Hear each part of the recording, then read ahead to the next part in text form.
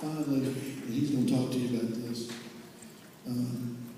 He was, and I guess you could say he was for Mitt Romney before Mitt Romney was good. Yes. Yes.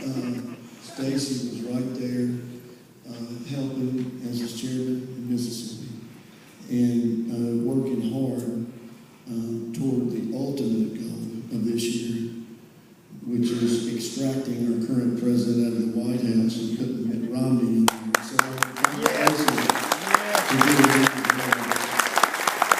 So, it's very fitting for me, for my first convention as chairman, to end it with a really good friend of mine, a great public servant, and excellent Republican, Stacy Pickering. Yes, yes. We got him beat.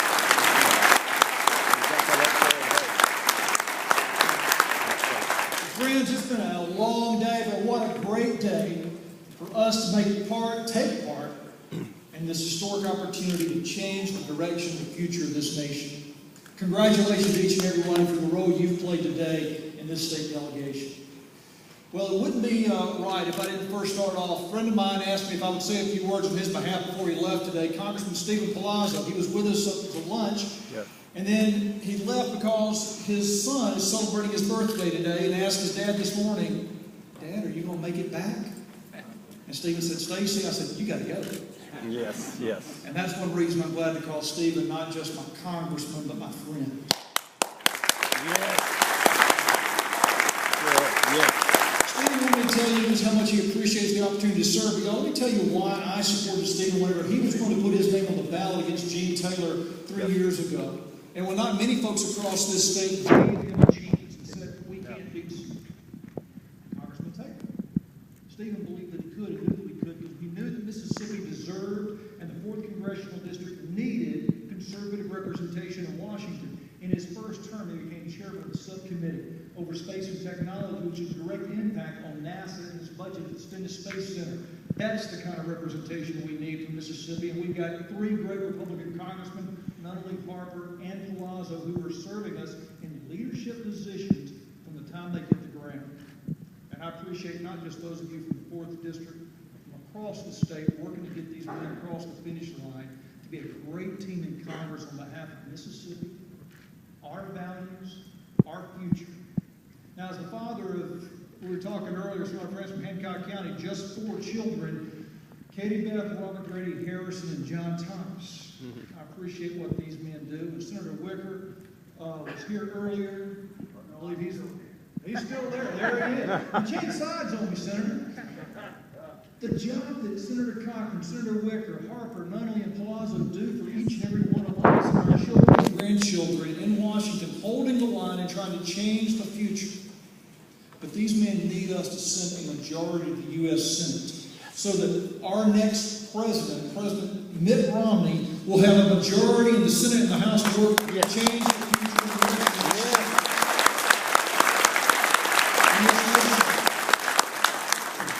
I would be right. I mentioned my 4 children. I want y'all to help me welcome my wife, Whitney Pickering, who's with me today and serving the state and not be possible. Her support and sometimes her accountability. This week I heard somebody tell me to make the statement, if you can say it in 10 words, you said it. So let me just cut to the chase on a couple of points. First and foremost, as your state auditor, let me give you a quick report. Y'all hear me tell groups across the state, you're my board of directors. I work for you. Since being sworn in office, we've got 95 plus individuals, almost 100 who've been found guilty by a jury of their peers or pled guilty. We've got another 60 plus individuals who are waiting to stand trial. They've already been indicted or arrested, arraigned, and are waiting to stand trial for defrauding us, the taxpayers of Mississippi. We have right at 200 active cases that we're working. And we've recovered over $8 million of our tax money that was stolen from your state. Yes.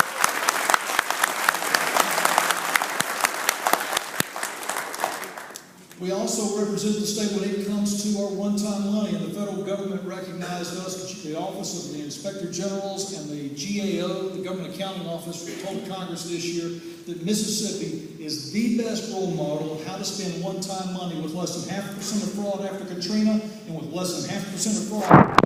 Yes. Yes. Mississippi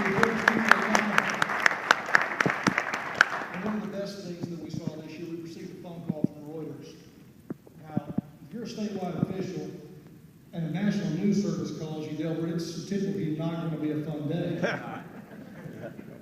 But they called and they said, we want to know your response about Mississippi's latest ranking. Okay, what is it?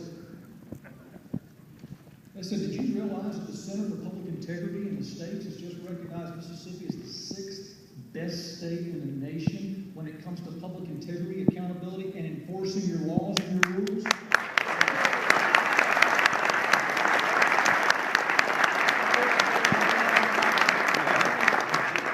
That's not something we do at the auditor's office. That took senators, representatives, every statewide elected official, our governor, everybody else working together to allow us to enforce, have the laws in the first place in place, and then to enforce those laws, to make sure that we're holding one another as elected officials and public servants accountable. And remember that it's not our money that we're spending, but it's yours, the taxpayers of the state of Mississippi. In November, Governor Romney asked me to serve as his state chairman for Mississippi. But let me talk a little broader.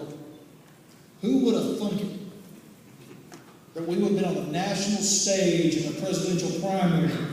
But we were. And it doesn't matter if it was Ron Paul, Rick Santorum, Newt Gingrich, or Mitt Romney. CNN, Fox News, every news outlet in America was in Mississippi as the candidates crisscrossed the state. And y'all, aren't you proud? Our neighbors, family, and friends represented our state when we were on the national scene. I was so proud to be a Mississippian and how we conducted ourselves on the national stage.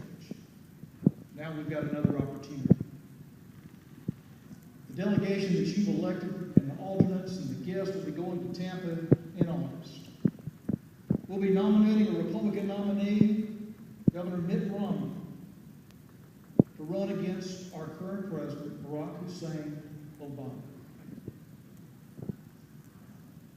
We have the opportunity.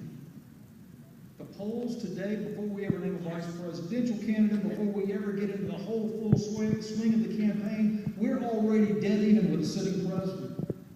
We have the opportunity to change the future and the direction of this nation by putting a president who, when he was governor of Massachusetts, and let's be honest, that ain't Mississippi. 85% Democrat, liberal Democrat legislature. Governor Romney vetoed over 800 bills. He cut the taxes in Massachusetts 19 times. He went into office with a $2 billion deficit and left with a $3 billion surplus. That's the kind of service we as the American people should not only expect, but we deserve. We have a candidate that can work and win not just across certain key states, but across the country, and attract a diverse crowd of voters that at the end of the day, we will celebrate victory in November. But it's only going to happen with your help. Now, folks, let's be honest, Mississippi, we kind of know where we're going to wind up in the column on November. But we're going to need your help to reach out and do phone calls and phone banks into other states like Virginia, North Carolina, Florida, well, northern Florida. Let's be honest, you get south of Orlando, it's a totally different world. It's a joke. Well, let's be honest, if we can call into states where other folks recognize our accent, we can help the governor cross that finish line. The last 72 hours, we as Mississippi Republicans and the Mississippi GOP know better than anybody. We can turn out a 72-hour campaign and knock door to door and turn out the vote in our key counties and our precincts so that our people are at the polls and we carry the day. We've done it not in the past election last year, but even in the last several years. And it's the reason we have the House of Representatives. We heard from Philip Gunn earlier today.